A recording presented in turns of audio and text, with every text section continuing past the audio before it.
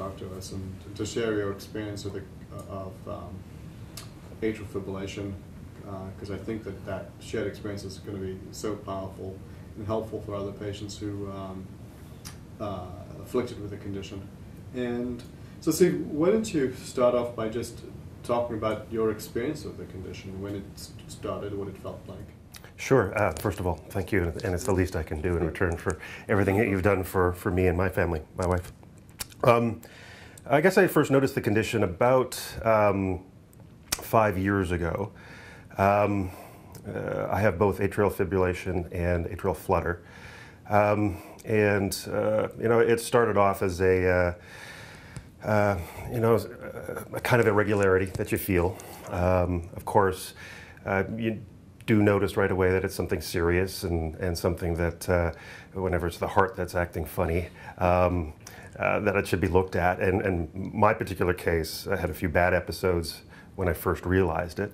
And it really does feel, again, because I had both atrial fib and flutter, that my heart was jumping around in my chest.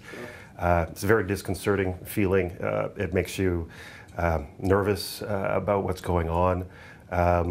And as, of course, once it was diagnosed and put on the medications and things like that, there's always a sense of uncertainty, even when you're on those medications and things like that, because the clock starts ticking the minute that you go into an episode. It makes you feel very uncomfortable when you're in it. And actually, I'm going to interrupt you for a second. Steve, when you mentioned the clock starts ticking, that was because you were not on Coumadin when you... Correct, yeah. For the first couple years that I had the condition, I tried to manage it myself, basically. And for a while I was successful. I was able to figure out ways to get out of it. What were some of your strategies around getting out of atrial fibrillation? Interestingly enough, I would exercise vigorously for about half an hour. Because you know that's something we don't advocate. Yes, perhaps.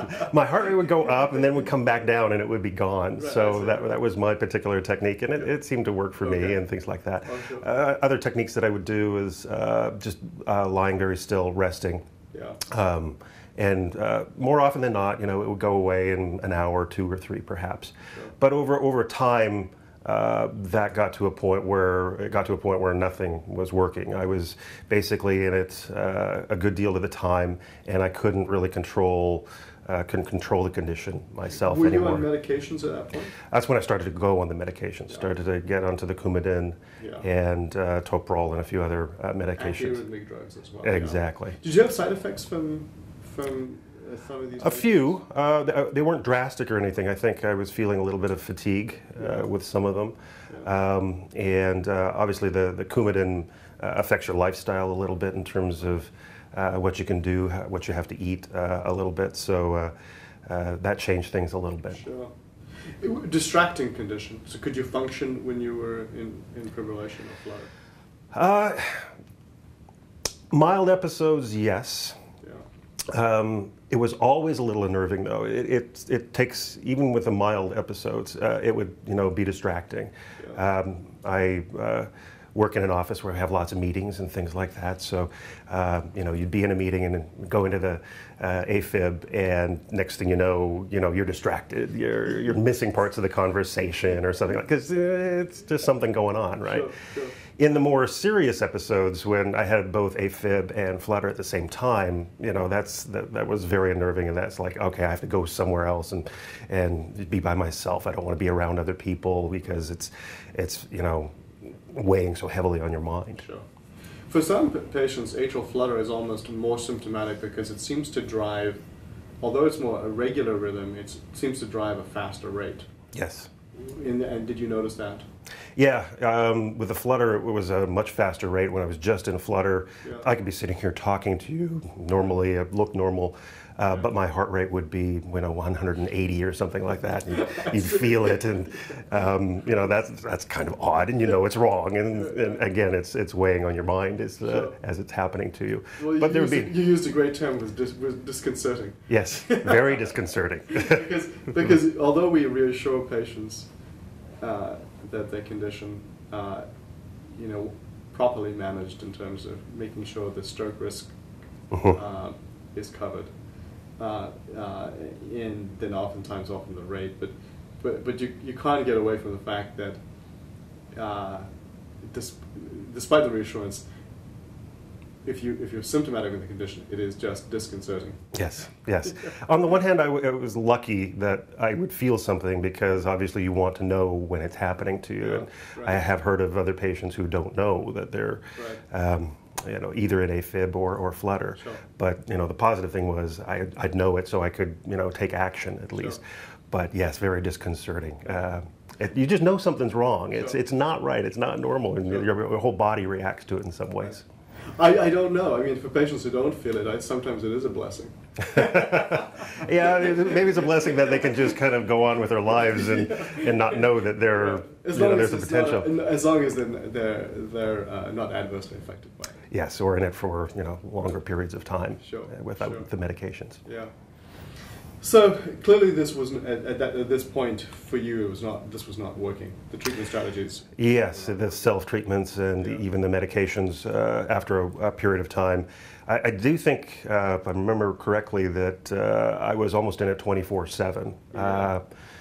And what we described that as, Steve, is that you'd progressed from paroxysmal pattern of atrial fibrillation, meaning that you were having discrete episodes of atrial fibrillation, but enjoying a normal rhythm for the most part. You'd evolved now to persistent atrial fibrillation, where you were now more in your arrhythmia than out of your arrhythmia. Yeah, absolutely. So it's at that point that we talked about the procedures, and I think the first procedure we talked about was a right atrial flutter ablation, because the atrial flutter did seem to us to be the most symptomatic arrhythmia for you. Sometimes the effect of medications is to convert atrial fibrillation to right atrial flutter, organize it, if you like, to right atrial flutter. The ablation procedure for atrial flutter is more effective for atrial flutter and very safe. So it's a very accessible ablation procedure. So I think it was easy to talk to you and for you to be convinced that a right atrial flutter ablation made sense. So yeah, perhaps you can talk about that. Okay.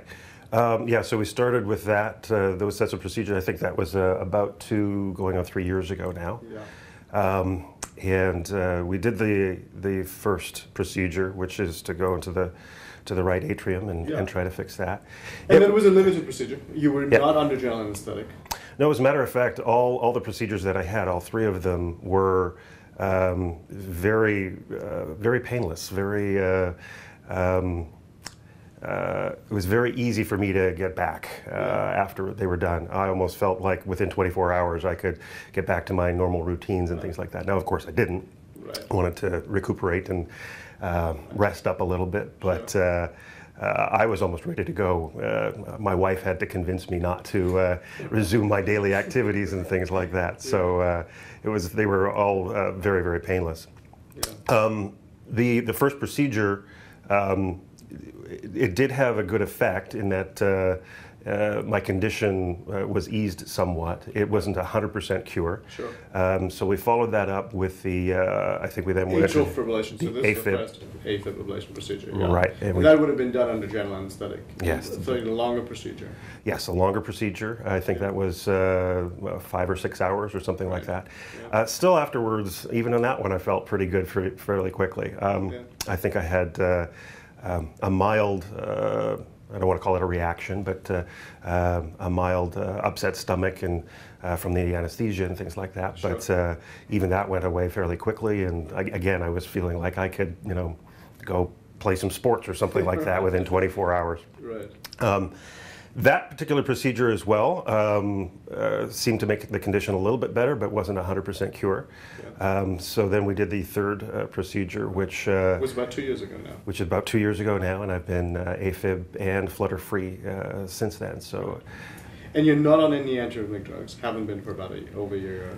I'm still on a little bit of the toprol, but it's very reduced dosage. And I think we'll probably be talking about how we maybe even get us off that soon. And we got you off Coumadin a few months after the procedure. A few months after the procedure, yeah. And you just take a little bit of aspirin now, do you? Yeah, I'm on my daily aspirin dosage and that. But since the third procedure and having, you know, the condition be 100% cured, it's just made a dramatic difference in my life. You know, again, not having that constant sense of worry, that constant sense of having to do something about the condition, the drugs, the meds, the clock starting. Sure.